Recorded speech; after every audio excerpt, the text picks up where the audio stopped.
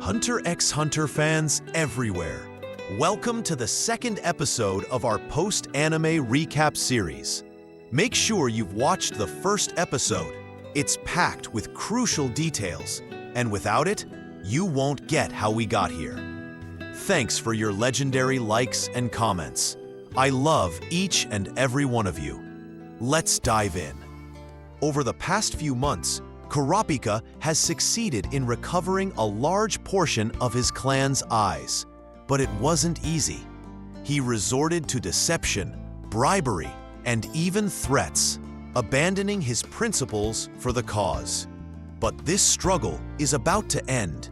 The final set of eyes is with the prince, his last enemy. The scene shifts to the Hunters Association headquarters. Leorio called Kurapika to ask him to join the Zodiacs, only to find out Kurapika was already on his way. Kurapika asked about Gon's condition, unaware of what had happened. The Ox told him Gon was fine and urged him to hurry because the place was crawling with strangers. Kurapika ended the call, thanked Nana again for the info, and promised to do everything he could to help. Nana warned him not to act recklessly against the prince, suggesting a diplomatic solution since the situation was sensitive. Kurapika replied that he knew exactly how to deal with monsters like him. Elsewhere, Gon appeared, struggling to unleash his Nen aura, but failing. The scene shifts to Ging, who is briefing Beyond's team about the Dark Continent. He explained that the 5 calamities humans brought back weren't even found on the continent's mainland. They were discovered en route. This means they're just warnings, and what lies on the continent is far worse. Ging believes this expedition, taking a new route, will likely encounter a 6th new calamity. Only 3 people ever reached the Dark Continent and returned alive: Isaac Netero, Zig Zoldyck, and Linne. They went together, and right after their return, Netero convinced the major nations to ban travel there, having seen threats capable of wiping out humanity. At that moment, the boy who took Jing's money earlier entered, saying he used it to pay for his sister's treatment. Grateful, he vowed to follow Ging anywhere. Ging, moved by his story, promised to protect him and ensure he wouldn't die.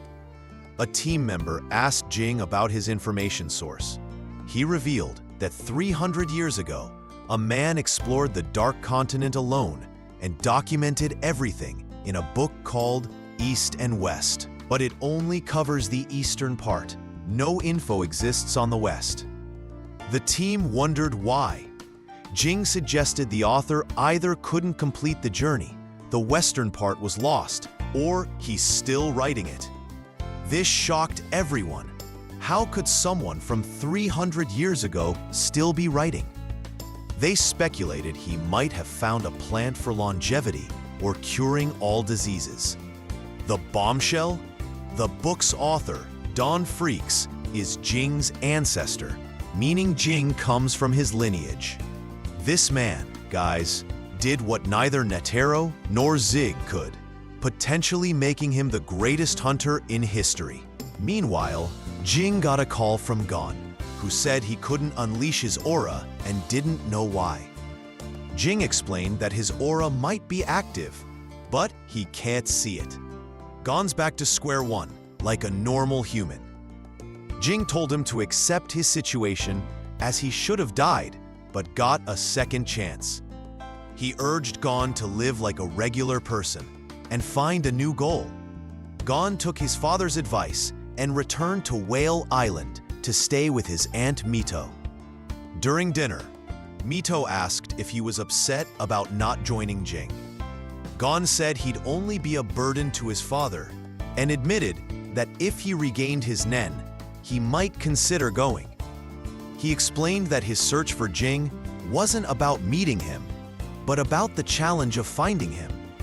Mito noted that Ging lacked fatherly qualities and sympathized with Gon's feelings. Gon stared at his cup, saying he didn't want to stay with Ging because he was his father, but to witness his strength and greatness. Mito changed the subject, telling Gon he wasn't going anywhere until he finished his reports and studies. Back at Beyond's headquarters, Ging arrived to hear the team's final decision. Would they accept him as Beyond's deputy? They said since Pariston agreed, they had no objections, but the team split into two groups. One took the money, the other refused, causing tension. They agreed not to follow Jing's orders until everyone accepted the money. Ging didn't object and noted they were contracted hunters, hired for this mission, not volunteers. Let me explain. Regular hunters, like Gon, earn a license by passing the exam. Contracted hunters get licenses without it if the association deems them qualified for a specific mission. Back to the story. Beyond's team tried acting weak, but Ging saw through it. Knowing Beyond had planned this trip for years, he also exposed that Pariston, as Netero's deputy, granted licenses to Beyond's chosen followers. Pariston was annoyed that Ging figured this out from a simple conversation, admitting he hated Ging for thinking like him.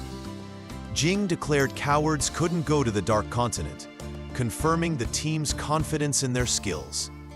He then realized their group was larger than those present, meaning the real number of Beyond's followers was hidden. Ging started provoking Pariston, even considering hurting him from day one. Meanwhile, in a nightclub, a sharply dressed, important-looking man appeared, Kakin's 14th prince's servant. He invited two girls to a hotel. They accepted, awestruck that the prince lived alone in such a grand place. The prince kindly explained he invites people to avoid loneliness and asked to get to know them. The doors closed, and within an hour, the prince was bathing, complaining to his aide that the girls were boring, only talking about fashion. He asked for more women. The shocker? The prince was in a tub filled with blood, meaning the girls were eliminated. At the Hunters Association, Cheadle spoke with the travel permit agency's director, who asked her to make Beyond sign a contract. It stipulated that breaking even one rule would land him in prison for life. Cheadle agreed and presented it to Beyond. The contract restricted his every move. He'd live in a monitored room, need 2 Zodiac escorts to leave, wear a tracking device, be forbidden from contacting anyone outside the Zodiacs, and anything he discovered would belong to the major nations. Harsh terms, yet Beyond signed, officially securing his Dark Continent travel permit. Meanwhile, Kurapika and Nana were in a car, not yet at the headquarters. Nana asked what they'd do with the prince after getting the eyes. Kurapika seemed indifferent, focused only on the eyes. Nana asked what if the prince resisted. Kurapika said he'd faced 2 others who initially preferred death over giving up his clan's eyes, but both changed their minds, and he was confident the prince would be no different. Nana hoped he was right. At the headquarters, Leorio greeted Kurapika and took him to meet Cheadle. They entered a room with the Zodiacs, and the meeting began. Cheadle announced that Kakin had joined the major nations union and discussed the trip's dangers, saying the weakest creature there was stronger than the Chimera ants. Leorio was stunned, as Netero sacrificed his life to defeat them, and he couldn't fathom the power levels there. Cheadle continued, outlining their goals: capture at least 1 calamity and survive, and manage Beyond. Kurapika raised his hand, asking if they'd identified Beyond's allies within the association. This shocked them. They hadn't suspected internal allies. Kurapika explained that Beyond waited for Netero's death to act, meaning he prepared everything beforehand, and his voluntary arrival proved he'd secured everything. With Pariston and contracted hunters on his side, there were likely more allies among them. The Ox understood Kurapika's point, asked to speak privately, and confirmed he and Cheadle reached the same conclusion. He urged Kurapika not to mention it again in front of the Zodiacs, as a traitor sensing danger would take extra precautions. They returned to the meeting, assigned roles, and everyone understood their tasks. Cheetle would be the doctor. The Ox would investigate all applicants' backgrounds. Peon would act as the police, monitoring Beyond with a specialized team. Beyond, the hacker, would create a program. The Horse would check the backgrounds of volunteers aiding the Zodiacs. Sayu took no specific role, only saying he'd watch Beyond alone. Kanzi said he'd face any dangers they encountered. Gel, a forensic doctor and pharmacist, would diagnose and create remedies. Leorio would assist Cheetle. Karapika would use his connections to gather intel governments couldn't access. Cheetle announced the Hunter exam was approaching, redesigned to pass only those suited for this trip. She thanked everyone and urged them to give their all.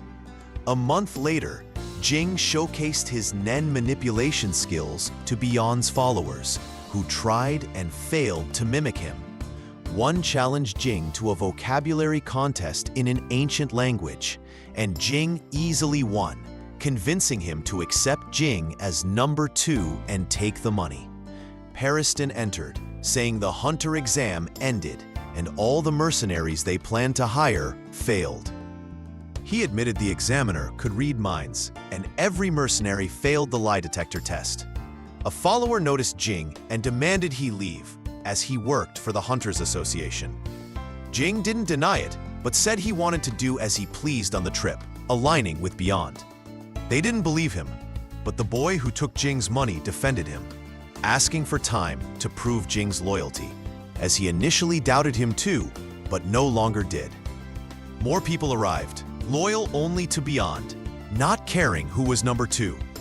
They decided to resolve the conflict by expelling either Ging or Pariston. Neither agreed to leave and suggested either fighting or dying. The killers drew their weapons to eliminate both, and gunfire erupted. The remaining members tried calming things down, to no avail. Ging and Pariston retreated, fleeing into tunnels. The killers searched for them, leaving Ging and Pariston no choice but to confront them with force. And here we stop. Stay tuned for the next episodes. Thanks for your amazing, ongoing support. See you soon, friends.